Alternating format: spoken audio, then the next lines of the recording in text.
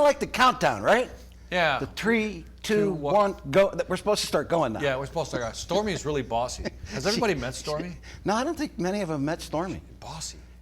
She's pretty bossy today. And she's wearing like Ugg slippers today. Yeah, she forgot her heels, and she came into the office today with her slippers on. And they just posted the RSC dress policy online yesterday. She's hating this right now. She's hating this right now. This won't make the editing for the video when we post it. If the audio goes out, you know what happened. Yeah. She just may stop the broadcast right now. So how you doing, Ed? I'm doing great. What do we got going in the chat? Let me see. What are these things here? Tater kegs? I don't know.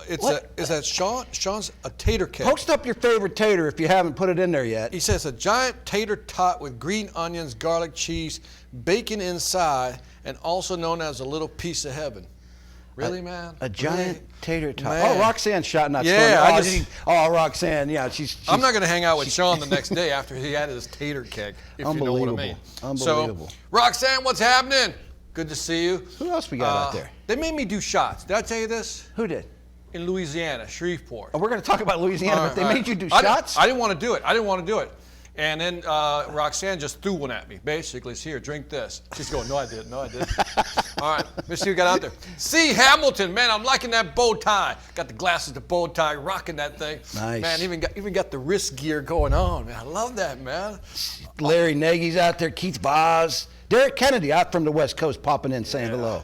By the way, outstanding. David Rittenhouse looks like he's about to do some newscasts from Aspen. Here, live from Aspen. He was like from up in New York, up in like the upstate New York. He just moved to Houston, I think. And he was in President's Club. Sorry to hear that, brother. There's Eric Durant. Who else we got out there? Let me see. Pete Jones. Put the smile on the face, Pete Jones 3. Some of y'all You look like you're ready to take off, man. You got the headgear, boom, the whole butt. We're about to take off. We're about to create some sales. Got to make some money here. You see the Built for Growth backgrounds of a lot of these folks out there? Outstanding. My man, the Incredible Hulk himself, Ron Petrie's out there, man.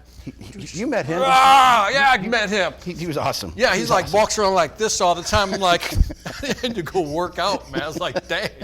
So I tried to stretch in front of him just to impress him, but that didn't work either, man. So Amen. Cool. Amen. Oh. No, lots of new faces, lots of old veterans too. I mean, we got the GOAT. We got Cedric McDermott down there in Dallas. You call him the GOAT? He calls himself the GOAT. Michael White calls him the GOAT. I'm sorry, he Cedric. Self-proclaimed the GOAT. That wasn't nice. I love it. Miguel Diaz, what's happening? Shane Clevin, Miguel, the leader out there on the West Coast for one of our regions, outstanding. We got, let me see. Mr. Hara from the commercial branches in Tennessee. Sam Keffey, what's happening, man? Who else we got? Tim Tarantello's on the phone. He's not paying attention. That's cool. Maybe he's talking to Jesse. Maybe he's talking to Jesse. We got the Don on. The Don is on this one. Who? Gordon. Gordon. The Don. Yeah, man. Looking forward. Let's do this thing, man. Let's get moving. Stop messing around. It's the last day of the month. These folks got to go get busy selling some business. Just a couple things. We've both been crazy busy. You know, people. So I'll be the one that'll take the shot and take the hit for having this meeting on the very last sales day of the month. This is all we had. But this is all we could combine our two calendars together that we could do this. Yep. But I know as a salesman at heart, you know, all the managers are out there like banging you to, hey, I need one more sale. I need one more sale.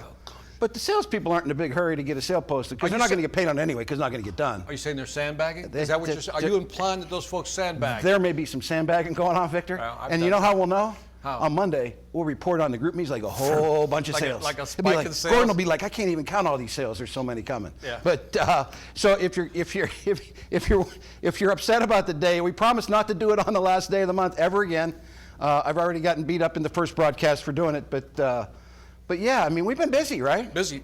So I'll go first, and then I want you to share kind of your experience at the South Central Division. But I guess over the past, probably 10 weeks, I've had the opportunity to participate in face-to-face kickoff meetings in the regions and even a couple of the division meetings, face-to-face and mix and mingle with our people, right? I mean, just getting out there.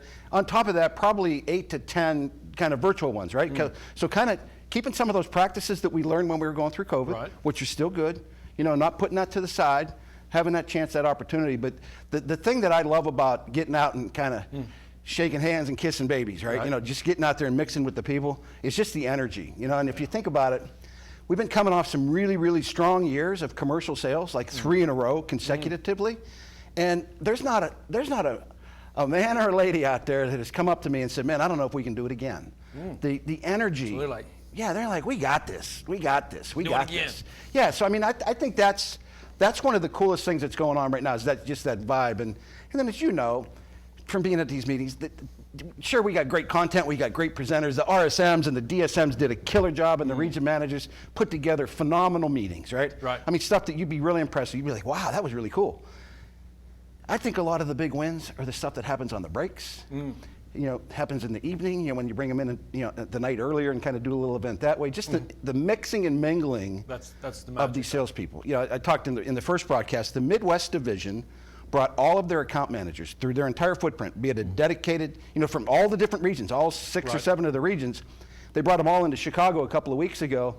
Over 100 account managers were there with Nice. their RSMs and their branch managers, and they had this meeting, and the energy and the synergy there was just crazy. That's different, isn't it? Yeah, it it is was- a mix. it was just When really you get them cool. in a room, I think it's all the informal stuff, as you pointed out, Yeah. right? That's where I think all the real learning, sharing goes on. Yeah, and one of the practices that we do, and what's unique about what's going on now, in the past probably 120 days, we've added 120, or I'm sorry, we've added about 90 new account managers, right? It's a big number. Building on Big this number. Built for Growth message, we've got the capacity. We need to put them on board. We went through some difficult times during COVID that we kind of didn't staff up the way we should have. Right. But there's a really aggressive mindset of adding more people because of the opportunities we have. So we've got now this mix. We've kind of got a mixed bag. And even as you look out there, I mean, there's people that I don't know. I don't even recognize their names. That's a good thing. So when you get them together in these groups, you get the superstars mixing with the newbies or the rookies. Yeah. And it's just that dynamic happens, and they get to hear from each other. I love that. A bunch of the regions do these kind of like President's Club panels, where they'll trot up, like in the Midwest. Like, just keep falling back on that one as an example. They had 7 people qualify for President's Club, account managers. Right. They had 7 of those folks qualify. So they put them up in a panel. Gary Hubbard, the DSM up there, kind of orchestrated it, put them up there in like a Q&A panel. Like, just have at it. Ask whatever you want of these folks. Were there some good responses? Like, phenomenal. because those are the ones I like. I don't like the padded answers. You Yeah. know what I mean? I like people to kind of get into the dirt a little bit. And a lot of the regions do the same thing. And I think the freedom and the trust they have in these superstar salespeople, Yeah. just answer it the way you would answer it. Don't right. worry about who's in the room. Yep. All full transparency, no sacred cows. And I think that experience, first off, you tee those folks up in front of the new folks, and they're like, wow. And they start doing the math. Yeah. When they put their sales, doing the math, they're like, See some numbers. that's a pretty good gig. And then Yeah. you hear them, and I'll just use the Midwest as an example, right? 7 of them up there, you couldn't pick them out of a lineup. All shapes, sizes, colors, creeds. Everything. Just everything. Just Yeah. the mixed bag. So you're sitting there as a new person, you're like, if that cat can do it, I can Yeah. do it, right? Yeah. We all have that. It's all salespeople. I can do just that. super cool. So Yeah.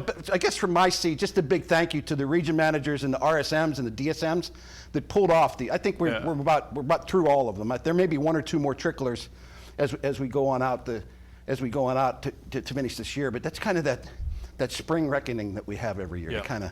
The message gets delivered by the big cheeses down here in Atlanta. The region managers then take it back, and they kind of populate it out through their ranks in these Yeah. kickoff meetings. So I like that. talk about, you had the opportunity to address from the main stage the South Central Division meeting. So the South Central Division brings all their branch managers together, all their sales managers together once every year, and they do it in March. And the Northeast Division, I got the chance to participate in theirs. Theirs was very early on. It was like the last week of January, the first week of February. Yep. And you got a chance to talk to that group. So just kind of share your experience there, and maybe even touch on, you had the opportunity to hear Pat too. So Yeah, I will. your experience first. Yeah, so Shreveport, Louisiana, Bossier City. Anyway, I hate casinos. That's just me. I hate casinos. But anyway, it only took Ed 10 years to finally allow me to get on the big stage, so I was super happy about that. Thank you very much, by the way. Thank Gordon Leland. Leland. Gordon Leland, big shout out. Thank you for the dinner, guys. By the way, we had the special dinner with Leland, his group, his team. Gordon was there. Tim was there. I think Jetman, you guys call it, right? The Jetman was there, right? And it was really nice because it was very intimate. And then we got to see some videos of some of the videos that were showing at the event, so I got to know some of the families. Probably the most embarrassing one was Gordon. Talked to him about his video. That was embarrassing. But anyway, aside from that, I thought it was really interesting. The big message was Built for Growth, which I thought Pat really hit that hard. One of the things I liked, I mentioned to you, Ed, is that He says, this is not just a theme for this year, then we're going to change theme next year. This is going to be like the mantra going forward. That was the first thing I took away. The second big thing, and I keep mentioning this over and over every time I talk about Pat's presentation, is that as a nerd, as an engineer, as a data guy, this man loves his numbers. He was looking at the data, and I think the way he was presenting a lot of the numbers about what's happening within the business to really understand the underlying, I'll just say, undulations of the business, like the eddies underneath the surface, things that are happening in the business. He's digging into the data to try to understand that, and that to me was the big takeaway. Plus, he's a horse guy. It was great having a conversation and a beer with him. Yeah. And that was it. And I tried to do karaoke. I can't sing, so There was were all some good. good. There were some good karaoke folks. Yeah. I think one of the things about Pat's message that kind of resonates with me is that this isn't kind of the flavor of the month. We're not going to rebrand something different next year. He's going to stick to this task at hand of being built for growth, and I think that's refreshing to everybody. The old mindset of the old time working guy. Pushing 37 years here. It used to be just make your plan and make a little bit more than your plan, but don't make too much because you'll be tasked with it next year. That's all out the window. We're not really going to talk about plan, and very few of the numbers we're going to share are going to be plan numbers. But I think we're not changing this up. This isn't the fad. The bell-bottom jeans that are going to go out of favor. In a couple of weeks or something like that. So that's what I take away. And I've heard Pat's message 3 or 4 times. So I just thought that was outstanding. By the way, a serious question for you. Did you ever wear bell-bottom jeans? Oh God. Why Visualize that one. So full transparency, I had at one time, I graduated from high school in the late 70s, right? So I had those the big, platform shoes. Yeah, the platform shoes. I swear to God. And platform shoes, If bell bottoms. you'd ever see my high school yearbook picture, you would die. I think I'd like to see that picture, man. No, that'll never get out there. Oh, David Garcia. Says, yeah, he's probably wearing bottoms out. Yeah, they're out, David. They're out. They might be back. They could be coming back. All right, man. One of the other things, again, and that kind of forced us into this, these late dates. We did the residential meeting Monday, but it was really the travel schedules of both of us. And obviously, the other thing that happened is we had President's Club, right? We had President's Club down in New Orleans, 3 weeks ago, I guess now. And that I love that trip for the fact of watching folks get recognized. Some folks like the Chris Pierces of the world made their 34th walk across the stage, but we had 100 new folks win their first trip to President's Club. That's amazing. And just to watch. I love that, man. I love that. To get that experience, and I shared a little bit about my first walk across that stage. Way back when in the Stone Ages, and it's such an emotional thing, and maybe not so much certainly for the winner, but the spouse or the significant other to see that and to experience the way that they're treated like that, that's nice. And you get the spouse or the significant other poking them. Are we coming back next year? Yeah, honey? coming back next year. We Are like we to do coming this back again. next year? Need to work harder. So I think that was really cool. That's nice. Just a side note, the President's Club rules, everybody's asking that I've got a meeting this afternoon, hopefully to pin these down, and we'll get those out to you next week. The folks that won President's Club, I think they sent you a notification yesterday when your plaque and ring's going to come. So just hang in there and stick with us from there. So what else? That's it. We should talk some numbers. Let's do numbers, man. Just real short, just kind of wrapping up February. Again, we're very late to the dance because of what we've both been doing. But just to share some numbers for you, how we doing? Boss Man wants us built for growth. Are we building for growth? Are we delivering on the results? I'm just going to stay with commercial sales. Our residential sales are being crushed again in February and as well as year to date. But let's just focus on commercial sales only and talk about local commercial sales. Our local commercial sales in February were up 12% year over year. Nice. Again, building on 3 or 4 years of really good growth. So I guess the beat goes on. The beat goes on. So that's awesome.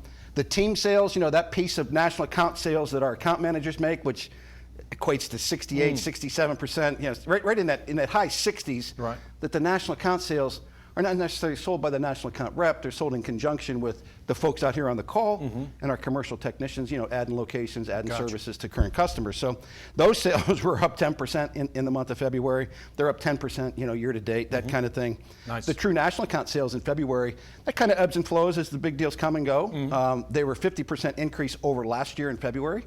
And again, that's big. We're above. All these numbers are on plan, but we're not talking plan, because the new boss man doesn't talk plan, and I think that's a good thing. Yeah. So just really, really phenomenal results, company-wide across all sales channels, which is a good thing. And the most important thing is all that revenue is converting to profit.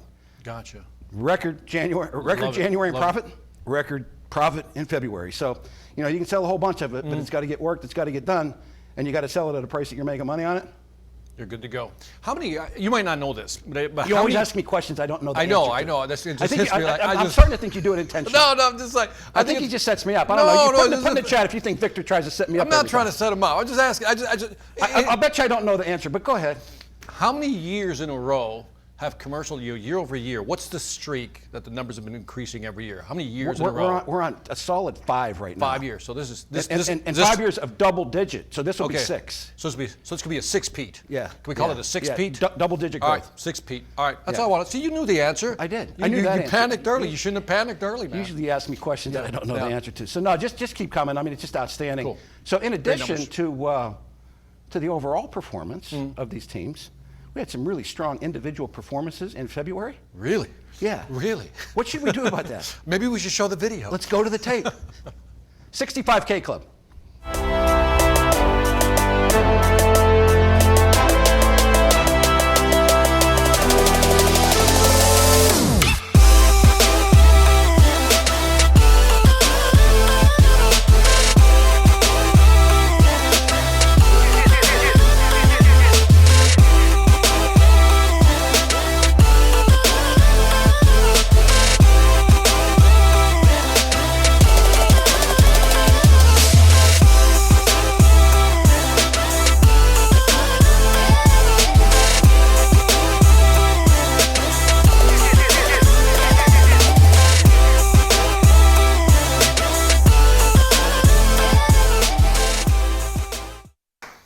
Taters, Victor. Them nice taters. I think Jordan should have been a little less lazy and kicked it over 100. Yeah, how did he miss it by like $1,000? I don't know. There's no excuse Jordan for that. Bosman is No I excuse think, for that. I think many of them know. You know, when he was in New Orleans a couple of weeks ago, he got the big plaque, Victor. Did he? He got the big plaque. Wow. He was the number one commercial sales guy in the Did he company. get the big check though? Oh, he got the big check All right, too. that's all I care. You keep your. Just think of the check he got last month on $99,000. My man's at 20% commission. Really? That's That's sweet. That's a nice little. He was nut. on the last broadcast. Very nice, very nice. Good that's people 20 on here. that's $20,000 By the way, a I year. am pleasantly surprised Yes. that we got a lot of folks here west of the Mississippi on here. You always say I beat up on the West Coast. Look at this. You got West Los Angeles, Albert Leichleader, Lee Schlater. Lee Schlater, double L, LL I'll call him from now on. You got Rob Wilson. You got some good people on there. Let me see who else. I saw Mike Sardensky and Shane on the call. They're Shane, on the, come back, Shane. Sorry, it's a movie. he knows. You've used that with him before. Washington, D.C., Vivian Brown. Go Vivian. Go Amen. Viv. Amen. So good. Nice numbers, man. No, cool thing. I do want to point something out just before we leave this. Just outstanding performances across the board. Again, you know, the shortest month of the year, and we had 9 people get paid on. This is paid Very on. nice. This isn't what you sold. I always, you know, I kind of measure what you get paid on versus what you sold, you know, because that's what really matters, what hits the checkbook. But I want to call out Albert. He's not here. He's not on the call. He sent me a note last night. Albert has just he's ruined my life. Okay. He introduced me to Chat GPT-4, and Albert has been so deep into this. He and Guillermo out there on the West Coast are working through this. If you've not messed around with this Chat GPT-4 yet, you need to. Yeah. I've shared a bunch of what Albert sent to you. Yeah, you know, it's amazing. It's crazy, you know, Yeah. and you think about it. So last night, I got home at like 6 o'clock from work, and my wife is gone. She's out playing with the grandbabies, right? So she's out of town. I got home last night, and I spent 7 hours in Chat GPT-4. And Albert sent me a note last night when I sent the reminder invite out that he wasn't going to be here because he's off today. And I said, you know, good, enjoy your off day. Yeah. So next time I see you, I'm going to strangle you because I've gone down these rabbit holes just like crazy. Yeah. But the tool is so unique. What Albert's doing with it, Albert's built sales manuals, right, like training manuals. Yeah.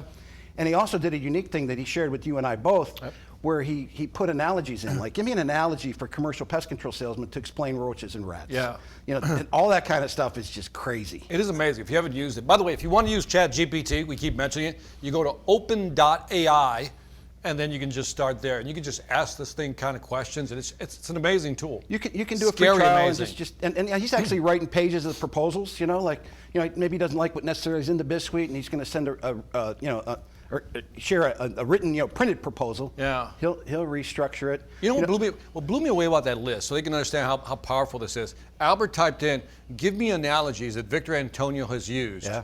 Like visual analogies and stories. Yeah. And so I don't know what it did, but it must have gone in. It had to go through my videos because it created a list of 25 analogies I've used. Yeah. and they're not documented. They're actually in videos. Yeah. And I'm like, wow, this thing actually pulled it from the videos. Yep, absolutely. Amazing. Just I amazing. did the same thing with my name last night. I Yeah. just put it in there and said, what would he do here? That Yeah. kind of thing. The cool thing that I thought was really cool is the way that you can build these analogies or these metaphors.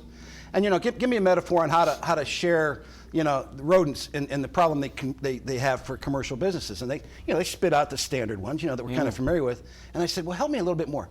Give me a little humorous bent to that, right? Trying to drive some humor into it, Right. and it just spits. I mean, like instantly, it spits them out. So, by the way, to ahead. give it value to them is like if you want to use this tool, I think the way I would use it is that if you're struggling with something, some aspect of sales process, maybe outreach, whatever it may be, I'm telling you, go into this thing and it'll probably give you some suggestions. And then if you ask it for some scripts or some wording, some phraseology, it'll give you that as well. It's just like asking a crystal ball to give you some magical stuff. It's amazing. It's going to be scary in the next 3 to 5 years. Somebody put in here that ChatGPT-3 is free. Obviously, it's no cost. And Andrew says that GPT-4 has a waiting list. Yeah, Wow. there's a wait list to get in. Really? I didn't know that. It's I didn't know $20. that. It just popped up because it's exploded. If you haven't seen Yeah. it, Tim Tarantello's on the call. He was down at a call center convention about AI, right? Right. Down in Orlando. He said every other booth was AI. All this AI stuff. By the way, he paid me the nicest compliment. What do you say? Because I wrote the first book on AI in sales. You did. And he read it. He says, now I get it. Machina, or how do you Sales pronounce Ex Machina. Ex Machina, And so sorry, Tim said, Victor. now I understand it. Because it was like 4 years ago. Yeah. And he goes, now I get it, Victor. I'm like, I was ahead of my time. It's a great book. Amen. Yeah. Amen. But it's amazing tools, man. Absolutely. So yeah, you mess around with that. There's a bunch of guys in here messing around with that. Yeah, 3 is sufficient. I mean, you can do that, and 3 is free. You get that for free. It's $20 a month to get the 4 when you can get in. Nice. So what we're going to do is a lot of the stuff that Albert's done already. I'm going to share with you all over the next week or so. So kind of some of the stuff that he's already kind of baked in already, and send it to you via email so you can kind of channel that through. I'm going to talk to him next week about that. We should probably get on with content. We went a little bit over, but so what I want to do today, and what we want to do today together, is kind of the last couple of broadcasts we've talked. We've really kind of focused on Orkin stuff, and and doing this kind of stuff, and how to separate and all those kind of things. What I wanted to do was take us back into the Sales Velocity Academy. Okay. Take a step back into that tool that you have, and if you don't have, we're going to figure out a way to get it to you all, maybe seamlessly. Victor and I talk between broadcasts, but I want to take it to the Academy and the section on presentations and how to do presentations, and really take it all the way down into that next tab to talk about the body language basics and some of those kind of things. And this is your sweet spot. So I'm going to kind of kick that over to you and maybe add a little Orkin color to it, if that makes sense. Okay, I'll let you do the color part. So again, the Sales Velocity Academy, which you all have access to. If you don't have access, don't know how to get access, what you do is you send your email to your regional manager, and eventually it'll find its way to me. What we'll do is we'll upload your email, and then you'll receive a notification. Then you click on the notification, just log in for free and create a password. So in the Sales Velocity Academy, there's 7 categories, 7 Ps. The 1 P I want to talk about today is presentation. And in there you'll find different courses on presentations. Now, one of the most powerful ones in there talks about body language, how to read body language, but beyond body language, even what to detect in voice, phraseology, words that people use to tell you if they're in or out, they're committed or not committed, they're with you or they're not with you. So again, there's a couple of body language courses in there. So again, go to Sales Velocity Academy, look for the presentation tab, click on that, and then you start consuming the content. But focusing on the body language one. There's a gentleman by the name of Albert Mehrabian who years ago came up with this structure that I think is fascinating. To determine whether somebody likes you or not, which is the foundation of trust, right? They look at 3 things. The first one is visual. How you dress, how you look, but not only that, basically how do your body language, your expressions, whatever it may be. 55% of whether I like you or not is visual. 38% is vocalization, how you say something, and only 7% of whether I like you or not is the actual verbiage. So what does that tell you? That the majority of people will judge a book by its cover, what we do, our body language and everything, and how you say something. And the part about vocalization is key, Ed, because if you're not confident in what you're saying, especially when you get an objection, the customer can detect that within a microsecond. Yeah, absolutely. Talk about that. Well, let me just touch on the visualization first, Okay. and the appearance and what you look like. And I'll take it right back to Jordan, the #1 guy last year. Jordan Bosme looks like everywhere he goes, when he's out working, it looks like he came right off the pages of GQ. I mean, he is so buttoned up, so put together, so tight, just dressed to the nines. And I think what that does is when he walks in as the bug guy, there's like this immediate oh my goodness. Yeah. look at that dude. Yeah. Look at that guy. He's a professional, right? So, Yeah. so you get that separation. You know, the NPMA has tried to change the image for pest control. They've spent millions of dollars trying to make it a more acceptable profession. Right. But most folks still have that impression of the bug guy being the bug guy, you know, dragging his spray can around, right? Right. But when Jordan hits the scene, he comes in and he just looks different. And It builds instant credibility, yeah, right? he's Just put looks pro. together. And don't think for a second that he doesn't get down and dirty. I mean, that guy will dive under a 3-compartment sink. I think he's got it down to an art, how Yeah. he figures out how to use a folder so he doesn't get his knees dirty and greasy when he's diving around a place. But I mean, the pictures he gets, but just the way he carries himself, Yep. he's different, you know, because we're in the replacement business. You're trying to knock somebody else out, and just get a load of that guy. And then I think on the other extreme, we talked about it in the first broadcast, we don't want to look too weird, right? Right. We almost want to be kind of vanilla, being able to kind of go where you got to go with the Right. customer, right? I like what you said about how you carry yourself, because I Yeah. think we underestimate how powerful that is. Sometimes people are overwhelmed with information, and sometimes they do make that visual assumption. In other words, this person looks like a pro, acts like a pro, walks and talks like a pro, that's a pro. Amen. And we underestimate how much that closes deals for us. Absolutely, absolutely. Talk a little bit about, you know, that piece about being memorable that's in there. I want to just cherry pick a couple of the, you know, if you get into that whole tab, the whole, basically, you know, the visual tab, you know, Yeah. all that kind of What stuff. resonated with you? Because there's a lot of stuff The in being there. memorable, right? How do you come across as being memorable? And I think one of the things that really resonates, and we talked about it even between the broadcasts, about the presentation you gave on stage Right. in South Central, you know, about the threes. Right. You know, first tell them what you're going to do, Right? do it, Right. and then remind them what you just did, right? Right. So, talk- tell them what you're going to tell them. So Yep. basically, any type of presentation has to have this structure. Tell them what you're going to tell them, and then tell them what you just told them. Now, again, it's a very old model, but there's something to be garnered from that model. The first one is when I tell you what I'm going to do, to some extent, I'm reducing your anxiety as the consumer, because I'm telling you, here's what's going to happen. You go, oh, okay.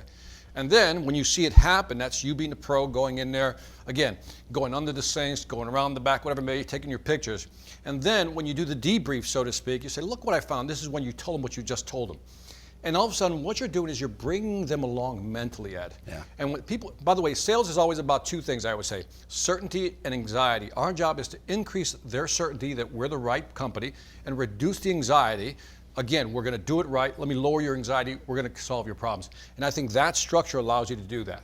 Yeah, and two other things, and we're kind of pushing time, so I got a couple things I want to cover, but talk about the gestures. I mean, if you just watched Victor, what he did with his hands and how he handled his hands and how he kind of directed you where he wanted to go, talk about just gestures. That's you know? funny. That's funny. So one of the things I often get when I do speaking, like, I just can't stop. You know, if I put my hands in my pocket, I can't talk. But there's something about painting a picture for people, and it's funny. Even though you may not be aware of your gesture, the customer sees it, right? The customer sees it, right? But you are always aware when the gestures don't match. And it's funny how you see people get uncomfortable with their hands, and they do the same thing. I've seen this one a lot, Ed. Yeah. I call this the double chop. No matter what they say, it's always the double chop. Yeah. And the double chop is really for accentuate. Look, you want to do this here, that's perfect. And if you then do this there, that's good. And then if you do that there, that's good. That's how you use the chop, right? But I hear some people go, you know, what you want to do is to make sure that everything is fine and dandy. And as long as you do that, you're going to be good. And you see this like that. So in the course, I talk about watching your body language and how what you say, your body language and gestures, it's almost like a symphony. Yeah. And the best of the best know how to do it because they're always painting pictures, circles, drawing things out. And again, the visual piece hits that part of the brain that makes people remember. That's being memorable because the more I can make it visual, the more you get what I'm saying, the more you'll remember me and the more likely you are to say yes than no. Yeah, and what's interesting is that a lot of people do this stuff naturally, right? They're really good at it, right? They're doing it naturally, and it comes to them. I can't do it naturally. But and I would encourage you to practice. And one of the Yes. takeaways I had with Jordan when I was talking with him, he said, "I am working on my hands Yeah. every time in my mind, every Right. presentation, and I'm studying it. You know, the nonverbal stuff, the nonverbal communication. He's studying it all the time. And this is a guy that's at the top of the game. You know, he's at the top of the game. So I think that's Wait, important. I got to read this comment. What do you got? Raquel Duarte says Hispanics and Italians have hands motions down. I could get that. All right, I do want to talk about that head nod because I think that's a takeaway that is really impactful. And I watched you do it from the stage in Shreveport. Yeah. The importance. The head nod's important. So a study was done. Well, here's some basic head nods. If I do this, I'm listening intently, right? All I got to do is tilt my head. I'm listening more intently. But then if I do this, like this, you're like, what does that tell you, Ed? Move on. Yeah, hurry up, right? I got it. And so these are things we have to be aware of. But there's one study that showed something really fascinating. When the consumer, the client in this case, stops talking, like they're saying something, they stop talking, if you just, they will give you about 25% more information. Too often we feel uncomfortable with that dead space. I don't. So if you can leave that dead space in there and watch, they start talking. I do this all the time to people and they start talking. Yeah. They just wait. You're basically saying, go ahead, go on, continue. And they give you more. Well, and I think sometimes, I've probably spent more time, I know that I've spent more time in cars with Orkin salespeople than anybody that walks the planet, right? That's what I've been doing since '97, just getting out and riding with people. And I think sometimes when we get into our discovery questions and we get that one little nugget that we think we can latch onto, we think we got it. Like, oh, I got something, that's gonna close this deal. Yeah. And if you just try to go a little deeper, you just, tell me more. That's tell me such a more. good point, man. But because I think sometimes we're so anxious to find something or uncover something that will give us the opportunity to sell that we know, oh, you just said that you've had a different guy for the last 4 services in a row. Oh, wait till you made Billy Bob, my technician. He's been doing this for 22 years. You're gonna have the same guy forever. That we stop and we think, oh, I got enough ammo in my gun. I've done enough discovery that now I can sell it. But just try to keep pumping and just the pure head nods. More. Remember the phrase, you got to slow down to speed up a sale. Yeah. If you slow down, ask more questions, as you point out rightly so, during discovery, you get more ammunition, you'll close the deal faster. But some people are just too quick to try to offer something without really listening. Amen. Good point. One last one, because you know me, I just get kind of full of this. Smiling. Yeah. Smile. Talk about it. You know, the smiling one is always interesting, so I'm going to give you my perspective, because people say, well, just smile. Well, it's not easy for everybody, right? You know, if you're on the East Coast, you don't want to smile. If you're on the West Coast, maybe you'll smile. That was a joke. Now, the thing is, there's different personalities. By the way, in the Sales Velocity Academy, I talk about 4 personalities, and I have an acronym called SAAD, S-A-A-D. So you have the socializer, person who's very talkative. That's easy, right, to kind of create, some rapport. The amiable person, these are people who are very sincere, and they'll ask you questions. They keep digging because they really want to know. These 2 profiles, you can say, smiling humor actually works with those 2. The socializer likes to talk. Amiable person, very personal. Then you get to the AD, right? This is the analytical person and the dominating person. Personally, I don't think they want humor. Personally, I don't think they want you to smile. I'm not saying you shouldn't try. Why not? But when you're dealing with those personalities, they just want the facts, they just want the data. So when it comes to smiling, I said it really depends on because you don't want to create this fake smile. People can see it. Amen. Right? There's so many things we understand. They did a study on smiling, and when people do a fake smile, it's funny how you have to pull this up. But right here, when you're really smiling or enjoying something, you get more, I'll say compressions. Yeah. And people can tell, even if you didn't know that before I just stated that, you've noticed it. You know when somebody's fake smiling you. So that's always the danger, to do a fake smile. So it's always context. Yeah, think about pictures that you're asked to take. Right? Yeah. Smile, say cheese. Yeah, all you do is cheese. It doesn't work. Everybody knows it's a fake smile. So I don't like the always smile, philosophy. I think it's all context-based. But I think when you're dealing with a sociable person and an amiable person, you really should try to find some humor, or at least some lightning stories to kind of build some rapport. Analytical and dominating personalities, just get to the point, give them the data, give them the numbers. That's what they want. Cut to the chase. Yep. Amen. So I think that's enough for now. Again, we're going to get you into the Sales Velocity Academy through your RSMs, and we'll get that all buttoned up. What I do want to talk about, I do want a couple of housekeeping things, and then I'll get them out of here. So in my travels, in these last kickoff meetings, I've been in the company of Eric Hardaway, who is our national account hospitality leader, and kind of runs all of our hospitality accounts on the national side. And the guy is just very, very proficient at his craft. And he shared a story with me twice now, so I promised him last night that I was going to share it with you today.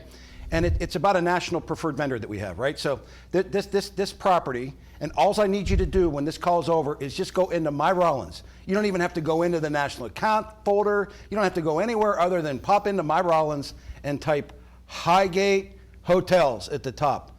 Hit send, and it will pop up this national account preferred vendor opportunity. Here's the skinny with this one. Here's the deal. The guy at the top of the food chain is wearing Eric Hardaway out why we don't have more of their properties. We are the only endorsed vendor from Highgate. The folks at Highgate Corporate are wearing Eric out, wondering why we only have 232 of their 630 hotels under contract. He has told his property managers that they should and have to accept a proposal from Orkin. So I'm scratching my head sitting here thinking, like a lot of these national preferred vendors, what are we doing with the 400 other ones that we haven't gone out to? And I don't care if this is day one and you're here for day one, you can't screw this up. You just go out there, I mean, you don't go bang on the door and say, hey, your boss said you should sign up with us. You figure out a more tactful approach than that. But when I talk about not being able to screw it up, everything's there for you. When you click onto that tab, you'll find the scope. The scope is very detailed, provides all the pricing you will ever need for that account. Not only to include the room rotations and the monthly general pest control, but every ancillary service you can think of is there, priced, and in that document. So you got it all there.